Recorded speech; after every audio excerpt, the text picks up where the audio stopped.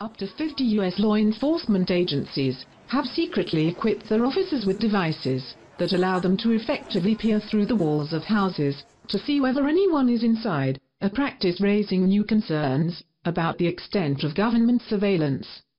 It's not the same world. It's not the same FBI.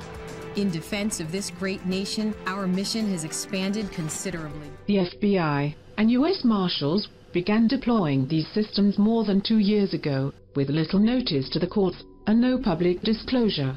Also, withheld was how or when they would be used.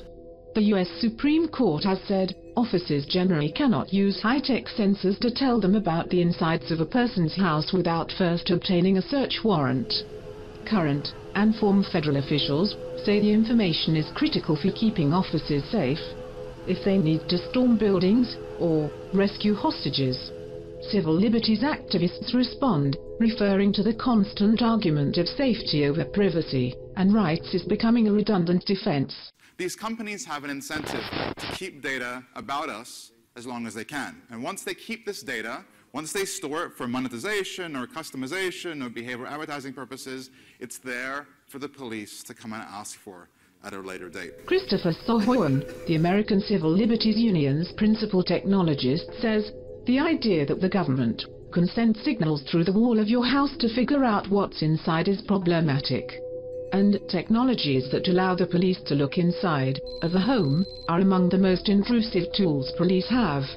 Justice Department spokesman Patrick Rodenbush said officials are reviewing a court decision after a judge in a Denver federal appeals court expressed alarm that officers had used the device before they entered a house to arrest a man wanted for violating his parole, a task performed without a search warrant.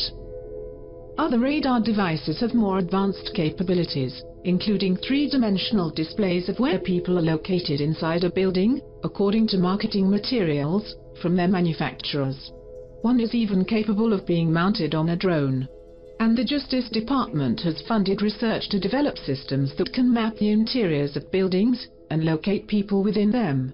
These radars were first designed for use in Iraq and Afghanistan, and according to USA Today, represent the latest example of battlefield technology finding its way home to civilian policing and bringing complex legal questions with it.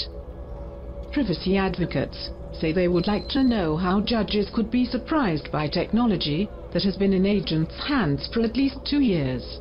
While Marshal Service former Supervisor William Saruke states, if you disclose a technology or method or a source, you're telling the bad guys along with everyone else